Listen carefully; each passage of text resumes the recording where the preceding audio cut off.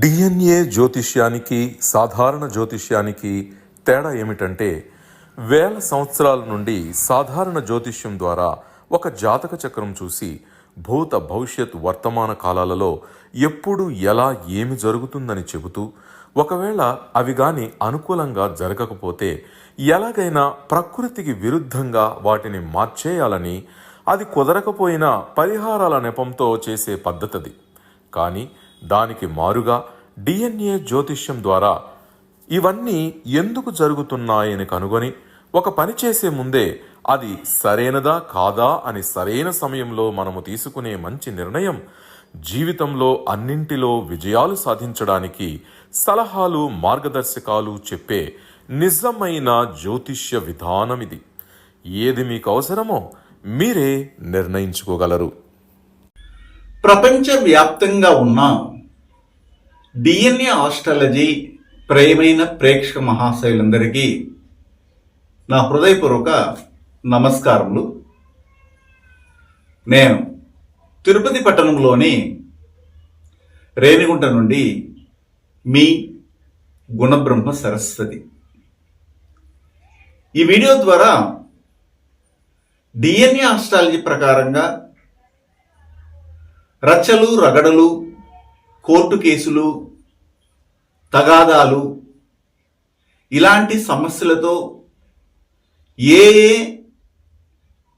వర్గాల వారు ఇబ్బంది పడుతున్నారు, అదేవిధంగా ఎవరితో వీరు అసూయకు, ఈర్ష్యకు, గిట్టనితనానికి లోనయ్యి ఇబ్బంది పడుతున్నారు, అదే రీతిలో ఎవరితో వీరు ఆర్గ్యుమెంట్స్ ఎక్కువగా తీసుకోవడం వల్ల, అంటే ఏమిటి, పిడివాదముతో గొడవలు పడడం వల్ల రకరకాలైన ఈతి బాధలకు చాలా వరకు ఊబిలో మునిగిపోతున్నారు అన్న అంశాల్ని మనం తెలుసుకోబోతున్నాం. సర్వసాధారణంగా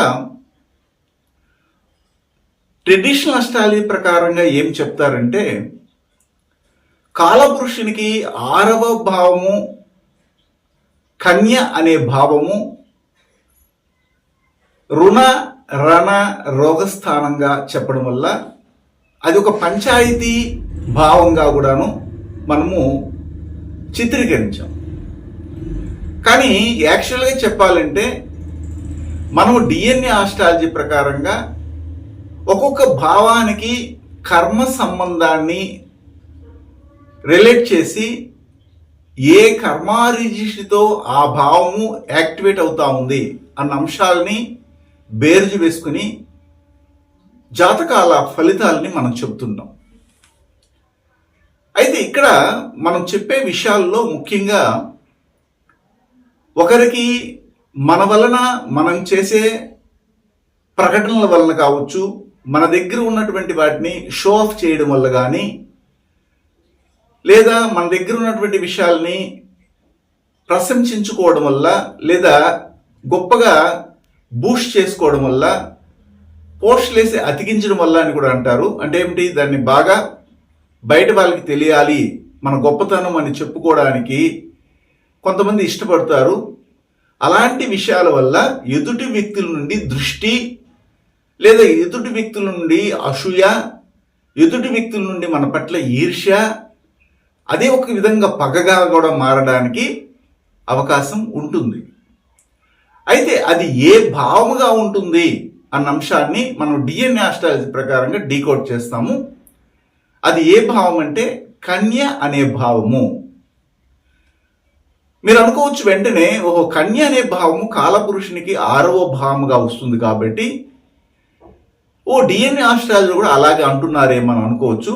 కానీ మనం ప్రతినిత్యము ప్రతి ఒక్కరి జీవితంలో పొందే ఇబ్బందులు, రచ్చలు రగడలు, పోటీతత్వము, అసూయ, ఈర్ష్య, దృష్టి వలన వచ్చే కష్టాలు, కోర్టు వ్యవహారాలు, ఆర్గ్యుమెంట్స్, వాగ్విధాలు ఇవన్నీ జరగడానికి కారణము ఈ 12 భావాలలో పరిశీలించినట్లయితే 6వ భావముగాను, రెండవది మరియు 11వ భావముగా చెప్పుకోం. ఎట్లా 11వ భావం అని చెప్తామంటే, నేను చెప్పేది కాలపురుషుని యొక్క ఆర్డర్లోనే మాట్లాడుతున్నా. దాన్ని బట్టి చూస్తే కాలపురుషుని యొక్క ఆర్డర్లో 6వ భావంగా వచ్చే కన్య మరియు కాలపురుషుని యొక్క ఆర్డర్లో 11వ భావంగా వచ్చే కుంభం, ఈ 2 భావాలు మాత్రమే అసూయకు, ఈర్ష్యకు, తగాదాలకు ప్రారంభమైనటువంటి పాయింట్గా కన్య అనే భావం ఉంటే, ఎందుకంటే అది పంచాయతీ ఇచ్చే భావం అని చెప్తాము. అయితే దేని వలన అది ఎక్కడ పోయి తేలుతుంది, ఆర్గ్యుమెంట్లో తేలి అది దీర్ఘకాలికంగా జీవితంలో కష్టాలను తెప్పించే భావంగా కుంభం అనే భావాన్ని తీసుకుంటాము అని మన డిఎన్ఏ ఆస్ట్రాలజీలో మనం చెప్పుకుంటున్నాం. అయితే ఇది ఒక లేటెస్ట్ అయినటువంటి వీడియో, ఇంతవరకు మీకు ప్రచురించలేదు. మా దగ్గర చదువుకున్న స్టూడెంట్స్ కూడా ఇందులో కొంతవరకు తెలియకపోవచ్చు. దీన్ని విన్న తర్వాత వారికి ఒక అవగాహన అయితే వెంటనే కలుగుతుంది, మిగిలిన వారికి అయితే కొద్దిగా లేట్గా అర్థమయ్యేదానికి అవకాశం ఉంటుంది. అయితే ఎందుకంటే ఈ శని యొక్క కర్మ రిజిస్ట్రీ కలిగినటువంటి భావంగా మనం కన్య అనే భావాన్ని తీసుకుంటాం. ఎందుకంటే కన్య అనే భావంలో బుధుడు మూల త్రికోణ ఇల్లుగా చేసుకుని ఉండడం జరుగుతుంది. బుధుడు పుట్టినటువంటి నక్షత్రము ధనిష్ట అనే నక్షత్రము. ధనిష్ట, స్వాతి, పునరుషు ఈ 3 నక్షత్రాలు కూడాను శని యొక్క కర్మ రిజిస్ట్రీ కలిగి ఉంటాయి. కాబట్టి కన్య అనే భావము కంప్లీట్గా దృష్టిని లాగుతుంది. మన దగ్గర ఉన్నటువంటి విషయము ఇతరుల దగ్గర లేనప్పుడు వారు మనల్ని చూసి అసూయపడతారు. అదేవిధంగా ముఖ్యంగా చెప్పాలంటే మనం పేదవాళ్ళుగా ఉన్నా, మనకు ఏమీ లేకపోయినా కానీ మనం హ్యాపీగా ఈరోజు గడిస్తే చాలు అనుకుంటాము. కానీ ధనికులుగా ఉన్నటువంటి వారికి అన్నీ ఉన్నా కానీ, అన్ని రకాలైన సౌకర్యాలు ఉన్నా కానీ వారు చూడండి ఎంత హ్యాపీగా ఉన్నారు, వాళ్ళు చూడండి ఎంత నవ్వుకుంటున్నారు. మనకి ఇన్ని ఉన్నా కానీ నవ్వుకోలేని పరిస్థితి ఉన్నట్టుగా ఈ పేదవారు ఉన్నటువంటి వారి పట్ల కూడా అసూయ చూపుతారు. అలాగే అసూయ, ఈర్ష్య, ఒక విధమైనటువంటి పగ, ప్రతీకారం తీర్చుకోగలిగే భావం ఏదిగా వస్తుందంటే కన్య అనే భావం వస్తుంది. అయితే ఈ 11వ భావము అని చెప్తున్నాం, కాలపురుషుని 11వ భావం, దాన్ని కుంభం అంటున్నాము. ఈ కుంభము ఆర్గ్యుమెంట్స్ని ఇంకా రెచ్చగొట్టి చిన్న విషయాన్ని కూడా పెద్దదిగా చేయడము, అంటే ఇప్పుడు గోటితో పోయేది గొడ్డలి వరకు వచ్చే విధంగా చేసే భావం ఏదంటే 11వ భావంగా చెప్పబడే కుంభము. కాలపురుషుని 11వ భావంగా చెప్పబడే కుంభము. ఎందుకు కుంభానికి ఆ విధమైనటువంటి స్థితి ఏర్పడిందంటే కుంభం అనే భావంలోని శని మూల త్రికోణ ఇల్లుగా ఉండడం జరుగుతుంది. శని పుట్టినటువంటి నక్షత్రము రేవతి అనే నక్షత్రము. ఈ రేవతి, కృత్తిక, పుబ్బ, మూల ఈ 4 నక్షత్రాలు కూడా కుజ కర్మ రిజిస్ట్రీని కలిగినటువంటి నక్షత్రాలు.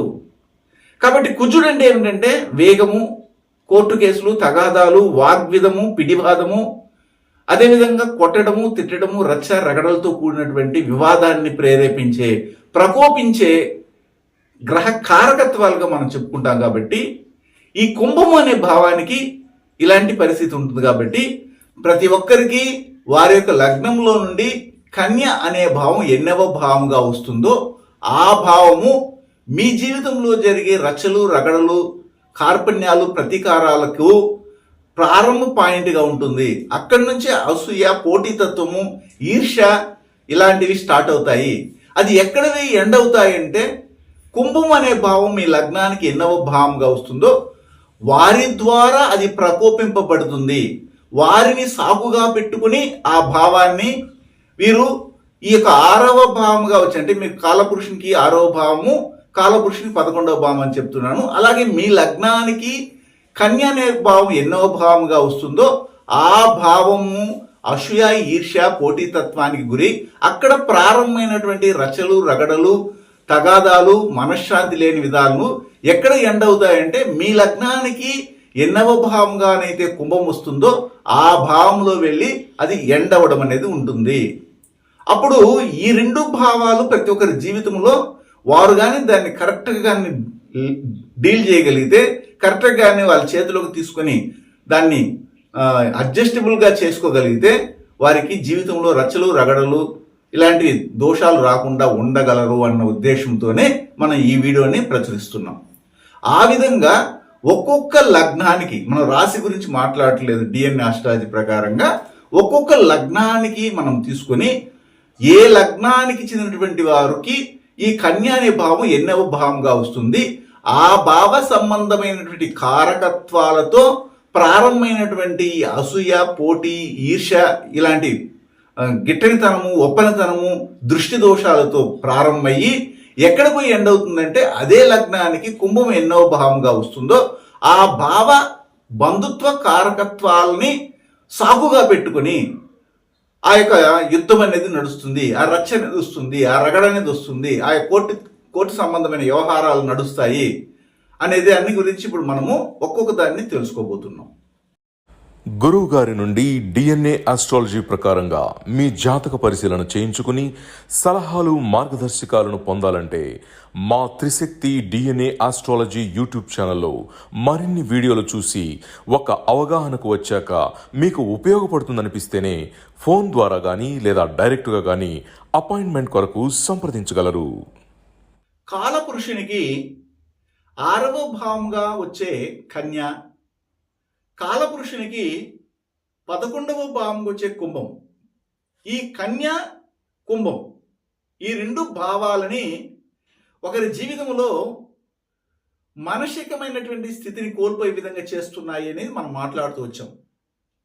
అయితే కొంతమంది అర్థం చేసుకునేది ఏమిటంటే సాదాసీదా జ్యోతిష్యులు ఈ 6వ భావం అనేది రుణ రోగస్థానం కదండి, అందుకని మీరు అలా చెప్తున్నారని అనుకుంటారు. కానీ అది కాదు. ఈ 6వ భావముగా వచ్చే కన్య అన్ని వేళలా శనికర్మ రీషిని కలిగి ఉంటుంది. అదేవిధంగా కాలపురుషునికి 11వ భావముగా వచ్చే కుంభము అన్ని వేళలా కుజకర్మ రీషిని కలిగి ఉంటుంది. కాబట్టి ఒకటి దృష్టిని లాగుతుంది, అసూయని, ఈర్ష్యని, ఇతరులకు లేని విషయాన్ని మన దగ్గర ఉందన్నటువంటి ఒక బాధని వాళ్ళు నింపుకొని మన మీద వెదజల్లుతారు అనేది ఒకటైతే, రెండోది ఏమిటంటే కాలపురుషునికి 11వ భావంగా వచ్చే కుంభము కుజకర్మారీషిని కలిగి ఉంటుంది. కాబట్టి అది అన్ని వేళలా మనల్ని ఆర్గ్యూ చేసినట్టుగా చేస్తుంది. ఆర్గ్యూలో కానీ మనం చిక్కుకున్నట్లయితే మనల్ని ముంచేస్తుంది అని చెప్పుకుంటున్నాం. అయితే ఈ క్రమంలో మకర లగ్నానికి చెందినటువంటి వారికి ఏ విధంగా జాగ్రత్తలు తీసుకోగలిగితే వారు ఈ యొక్క ఊబి నుండి బయటికి రాగలరు అనే దాన్ని నేను వివరిస్తాను. జనరల్గా ఈ మకర లగ్నానికి చెందినటువంటి వారికి కన్య అనే భావము 9వ భావముగా వస్తుంది. 9 అనేది ఏంటంటే తండ్రి, luck, father, fortune, higher education, ఆధ్యాత్మికత, ఇతర దేశాలకి ప్రయాణము, దూర ప్రయాణము, ఇట్లాంటివన్నీ కూడా మనం చెప్పుకుంటుంటాం. ఎందుకంటే 9 అనేది మనము ఈ జన్మని ఎందుకు ఎత్తాము, ఏమి చేయాలని పుట్టాము, ఈ జన్మకు కారకత్వం ఏమిటి, కారణం ఏమిటి, ఎలాగ మనం దాన్ని సార్థకత చేసుకోవాలని చెప్తుంది. సరే, ఇవన్నీ కూడా మనం చెప్పుకునే విషయాలే. కాకపోతే ఇప్పుడు మనం వచ్చే తీసుకున్న టాపిక్ ఏమిటంటే ఈ కన్య అనే భావం ఏ విధంగా దృష్టిని లాగుతుంది, ఏ విధంగా అసూయని నింపుతుంది, ఈర్ష్యని నింపుతుంది అనేది మనం తెలుసుకోవాలి. 9 అనేది తండ్రి, అంటే మకర లగ్నానికి చెందినటువంటి తండ్రి యొక్క గొప్పతనం గురించి, మా నాన్న గొప్పవాడు, మా నాన్న జ్ఞాని, మా నాన్న ఏకసంతాగ్రహుడు, మా నాన్న అనుకుంటే ఏదైనా సాధిస్తాడు, మా నాన్న లేకపోతే నా జీవితమే లేదు, ఇట్లాగా చెప్పడం. ఎవరికి చెప్తారంటే ఒకరికి చెప్తారు. వాళ్ళకి తండ్రి ఉంటాడు అనుకుందాం, వాళ్ళ నాన్న చిన్న వయసులోనే కాలం చేస్తుంటాడు అనుకుందాం. ఈ మకర లగ్నానికి చెందినటువంటి వ్యక్తి, ఒక అమ్మాయి కావచ్చు లేదా అబ్బాయి కావచ్చు, కాలేజీలోనో లేదా పీజీలోనో లేదా ఒక ఉద్యోగం చేసే చోటో ఏదో సందర్భం వచ్చినప్పుడు వాళ్ళ నాన్న గురించి పొగుడుతున్నారు. అప్పుడు ఎదుటి వ్యక్తికి తండ్రి లేదు, తండ్రి స్ట్రిక్ట్, తండ్రి ఒక డమ్మీ క్యాండిడేట్, తండ్రి ఊరుదులు వెళ్ళిపోవడము, తండ్రి తన అమ్మతో లేకుండా వేరే వాళ్ళతో జీవనాన్ని కొనసాగించడము, ఇలాంటి విషయాలు కలిగినటువంటి ఒక వ్యక్తితో వీళ్ళు చెప్తున్నప్పుడు వారికి ఎలా ఉంటుంది మనసు? అయ్యో, మనకి ఇలాంటి తండ్రి లేదే, వాళ్ళ నాన్న గురించి ఎంత గొప్పగా చెప్తున్నాడే, వాళ్ళ నాన్న ఫలానా వాళ్ళతో పరిచయం ఉంది, మా నాన్నగారిని ఫోన్ చేస్తే వెంటనే వాళ్ళు మాకు అన్ని చేస్తారు, మా నాన్న టాలెంట్ ఎంత అంతా కాదు అని ఈ మకర లగ్నానికి చెందినటువంటి వ్యక్తి, అమ్మాయి కావచ్చు అబ్బాయి కావచ్చు, ప్రగల్భాలు పలకడం, గొప్పగా ప్రకటించడం, బూస్ట్ చేయడం, షో ఆఫ్ చేయడం, పోస్ట్లేసి అతికించడం నాన్న గురించి చేస్తే అక్కడ దృష్టి అనేది లాగబడుతుంది. అసూయ అనేది ఏర్పడిపోయి ఆ ఈర్ష్యతో కొన్నాళ్లకు ఈ మకర లగ్నానికి చెందినటువంటి వారికి నాన్నే లేకపోవడం, వాళ్ళకి ఏమేమైతే లేదో అవన్నీ కూడా ఇక్కడ ప్రతిబింబించడం. ఎదుటి వ్యక్తికి లేని విషయాలను ప్రతిబింబించడం జరుగుతాయి. అందుకని ఏం చేయాలి వీళ్ళు? వీటికి వ్యతిరేకంగా ఉండాలి. షో ఆఫ్ చేయకూడదు, వాళ్ళ నాన్న గురించి చెప్పకూడదు. అదేవిధంగా మీకు ఉన్నత విద్య గురించి, నేను పీజీ చేస్తున్నాను, నేను పిహెచ్డి చేయబోతాను, నేను ఇతర దేశాలకి ప్రయాణం చేయబోతాను, నేను ఒక ఆధ్యాత్మిక చింతతో ముందుకెళ్ళడానికి ఒక దగ్గర నేను ఒక మంత్రాన్ని ఉపదేశం పొందాను, నేను ఈ విధంగా యోగా చేస్తున్నాను, ఇప్పుడు ప్రాణాయామం చేస్తున్నాను, లేకపోతే కుంభక రేచక పూరక విధానాలతో నేను షట్చక్రాలని యాక్టివేట్ చేయబోతాను, ఇలాంటి విషయాలన్నీ కూడాను ఏమీ చేతగాని వాళ్ళ దగ్గరికి వెళ్ళి చెప్తే వాళ్ళకి ఎట్లా చేయని రాదు, వాళ్ళకి సౌకర్యాలు లేవు కాబట్టి అవునా అని అంటే అక్కడ నుంచి వచ్చే దృష్టి, అక్కడ నుంచి వచ్చే ఈర్ష్య, అక్కడ నుంచి వాళ్ళు పేరుకుపోయే అసూయ మిమ్మల్ని ఏదో ఒక విధంగా డ్యామేజ్కి గురి చేస్తాయి. అక్కడ నుంచి స్టార్ట్ అవుతుంది. ఇదే పంచాయతీ పాయింట్. రచ్చ రగడ వీడిని ఎలాగైనా ఎప్పుడైనా ఒక రగడకి పెట్టుకొని రచ్చ చేసి వీడికి మనశ్శాంతి లేకుండా దాన్ని డిస్టర్బెన్స్ చేయాలి. అదేవిధంగా మీకు వివాహం అయిన తర్వాత మీకు వచ్చే భాగస్వామి యొక్క కనిష్ట సహోదరులు మీకు మంచిగా ఉన్నారు. ఒక అబ్బాయి ఒక అమ్మాయిని పెళ్లి చేసుకుంటారు, ఆ అమ్మాయికి ఒక అన్నలు ఇద్దరు లేదా ఒకరు ఉన్నారనుకుంటే, మా బామ్మర్ది మంచోడండి, ఎప్పుడు చెప్తే అప్పుడు వెహికల్ తీసుకొచ్చి మమ్మల్ని పికప్ చేసుకుంటాడండి, ఏదో మంచిగా చెప్పడం. అలా చెప్పినప్పుడు ఏమవుతుందంటే ఇతరులకి అది ఉండనప్పుడు ఆ ఉండనటువంటి విషయాల్ని మనం బయటికి బూస్ట్ చేయడం వల్ల, ప్రకటించడం వల్ల అక్కడ నుంచి ఈర్ష్య మొదలవుతుంది. ఇది సాధారణంగా జరిగే సంఘటనలు, ఇదే పెద్ద విషయం కాదు. కాకపోతే నేనేం చేస్తున్నానంటే ఈ యొక్క కన్య అనే భావం యొక్క తత్వాన్ని గురించి చెప్తున్నాను. ఎందుకంటే సిరి కర్మ ఋషి దానికి ఉంటుంది కాబట్టి అది దృష్టిని లాగుతుంది. కాబట్టి అక్కడ సంభవించే విషయాలు, మనకున్న విషయాల్ని బయటికి చూపించకూడదు. మన దగ్గర 4 డ్రెస్సులు 10 డ్రెస్సులు ఉన్నాయనుకోండి, ఏ డ్రెస్సు వేసుకోలేనటువంటి చినిగిపోయిన డ్రెస్ వేసుకున్న వాడి దగ్గర ముందర వెళ్ళి నిలబెడితే బాగా మంచిగా వాడు కింద నుండి పైకి చూసి, బా ఏమి డ్రెస్ ఎంత అంటే, మా నాన్నగారు నాకు 5,000 రూపాయలు పెట్టి డ్రెస్ కొనిచ్చాడంటే వానికి ఎలా ఉంటుంది? వానికి డ్రెస్ వేసుకోవడానికే లేదు, పాత గుడ్డలు కుట్టి వేసుకుంటున్నాడు, ఐరన్ లేదు, కానీ మంచిగా మీరు పోయి నిలబడితే ఎట్లుంటుంది? అలాంటి విషయాలను చేసినప్పుడు మీరు జాగ్రత్తగా ఉండి దాన్ని చెప్పాలా చెప్పకూడదని ఉండాలి. అదేవిధంగా ఒక గురువు గురించి, మా గురువు గారు గొప్పవాళ్ళండి, అలాగండి ఇలాగండి అని మీరు చెప్పుకోగలిగితే ఆ గురువుకి మీకు మధ్య సత్సంబంధాలే తొలగిపోవడానికి అవకాశం ఉంటుంది. అయితే ఈ యొక్క మకర లగ్నానికి సంబంధమైనటువంటి విషయాల్లో ఎవరితో మీరు ఆర్గ్యూ ఎక్కువ చేయకూడదు, మీ కుటుంబ సభ్యులతో ఆర్గ్యుమెంట్ చేయకూడదు. మీ వాక్కు చాలా కంట్రోల్లో పెట్టుకుని వెళ్ళాలి. మీ వాక్కు ఎలా ఉంటుందంటే ఏమంటారంటే దడదడదడ అని మాట్లాడతారు. అలా మాట్లాడడం వల్ల ఏమవుతుంటే మీ కుటుంబం వాళ్ళే మీకు ఆర్గ్యుమెంట్ అయ్యేది పెద్దగా వెళ్ళి 1 సంవత్సరం పాటు మాట్లాడకుండా కూడా ఉండవలసిన పరిస్థితి ఏర్పడుతుంది. మీ అమ్మకు అన్న, పెద్ద మేనమామ, వారి కుటుంబంతో ఎట్టి పరిస్థితుల్లో ఆర్గ్యుమెంటే చేయకూడదు. అంటే నేను చెప్పిన వెంటనే మీకు ఏమర్థమవుతుందంటే అమ్మకు సంబంధించిన అన్న పెద్ద మేనమామ మాత్రమే అనుకుంటారు. కాదు, పెద్ద మేనమామకు సంబంధించిన బ్లడ్ లైన్, వారితో ఎట్టి పరిస్థితుల్లో ఆర్గ్యుమెంట్ చేయకూడదు. అలా ఆర్గ్యుమెంట్ చేయడం వల్ల ఏమవుతుందంటే మీకు ఒక విధంగా అన్ని విధాలుగా డ్యామేజ్ అయ్యి అది కోర్టు వ్యవహారాల వరకు కూడా వెళ్ళే అవకాశం ఉంటుంది. కుటుంబంతో ఆస్తిపాస్తుల గురించి కానీ ఇతర విషయాల గురించి కానీ మీ వాక్కును అదుపు పెట్టుకుని మాట్లాడాలి. ఆర్గ్యుమెంట్స్ చేయకూడదు. నీ తగ్గనంటే మాత్రము చివరికి తీసుకెళ్లి వదిలేది ఏమిటంటే కోర్టులోనే. కాబట్టి ఇక్కడ నేను చెప్పొచ్చేది ఏమిటంటే ఈ కన్య అనే భావము, కుంభం అనే భావము మకర లగ్నానికి ముఖ్యంగా 9వ భావం గాను 2వ భావం గాను రావడం అనేది జరుగుతుంది. కాబట్టి ఇందులో మీరు జాగ్రత్త పడాలి. ఈ 2వ భావం అనేది మీ నాన్న యొక్క జాబ్, మీకు 2వ భావము మీ నాన్నకు 6వ భావం కాబట్టి మీ నాన్న యొక్క జాబ్, ఆ జాబ్ విషయంలో ఆర్గ్యుమెంట్స్ ఉండకూడదు, దాంట్లో మీరు ఇన్వాల్వ్ కాకూడదు. ఇన్ని విషయాలుగా మీరు గమనించగలిగితే ఉత్తమ స్థితిని ఈ మకర లగ్నానికి చెందినటువంటి వారు పొందడానికి అవకాశం ఉంటుంది. శుభం. డిఎన్ఏ జ్యోతిష్యం నేర్చుకోవడానికి ఆసక్తి ఉన్న వారందరికీ గురువుగారి తరపున స్వాగతం. దైవజ్ఞ శ్రీ గుణబ్రహ్మ సరస్వతి గారి నుండి ఆన్లైన్ ఆడియో క్లాసుల ద్వారా అద్భుతమైన ఈ వంశపారంపర్య జ్యోతిష్యంను బేసిక్స్ నుండి అడ్వాన్స్ వరకు నేర్చుకోవాలంటే మీరు ఒక్కసారిగా ఫీజు చెల్లించేస్తే మిమ్మల్ని డిఎన్ఏ వాట్సాప్ గ్రూప్లో యాడ్ చేసినప్పటి నుండి మీ జీవితకాలం డిఎన్ఏ జ్యోతిష్యానికి సంబంధించిన క్రొత్త అప్డేట్స్ని ఆ వాట్సాప్ గ్రూప్లో నిరంతరం పొందవచ్చు. ఫీజు చెల్లించిన వెంటనే జరిగిపోయిన పాఠాలు మీ ఈమెయిల్ ఐడి ఇస్తే గూగుల్ డ్రైవ్కి మొదటే గురువుగారు పంపిస్తారు. అందులో మీకేదైనా డౌట్స్ వస్తే జూమ్ క్లాస్లో గురువుగారే స్వయంగా క్లియర్ చేస్తారు. పీడిఎఫ్ కానీ ప్రింటింగ్ మెటీరియల్ కానీ ఇవ్వబడదని గమనించగలరు.